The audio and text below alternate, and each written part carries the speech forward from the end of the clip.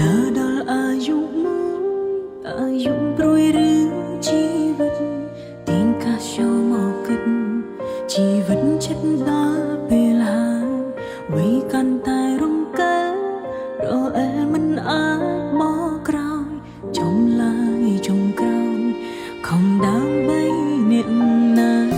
ឈានដើរដល់វ័យមួយខ្លាចភាពអាយកាគ្រាន់តែចង់ដឹងថាអ្នកណានៅក្បែរខ្ញុំខ្លាំងក្បែរខ្ញុំពេលមានទុក្ខឬក្បែរត្រឹមតែបោកប្រាំចង់ឃើញឲ្យច្បាស់មនុស្សដែលស្រឡាញ់ខ្ញុំពិតមនុស្សរឹងមាំបំផុតគឺជាមនុស្សឯកាបំផុតហើយក៏អាចសន្មត់ជាមនុស្សធ្លាប់ជួបរឿងប្រេឆាទោះបីជាឈឺចាំទោះបីដើរជួបភាពឯកាសុំចិត្តទ្រាំមិនថាគ្មានអ្នកណាយល់ពីយ៉ាងទេមនុស្សរឹងមាំបំផុត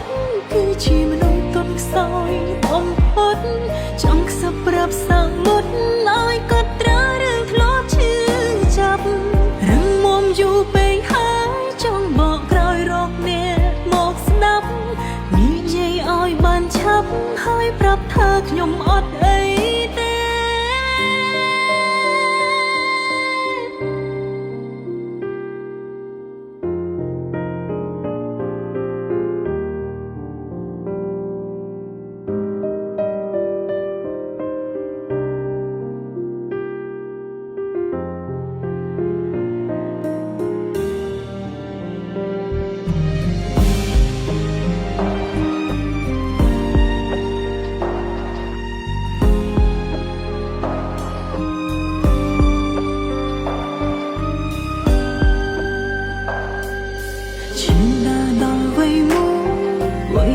ខ្លាចភាពអាយកា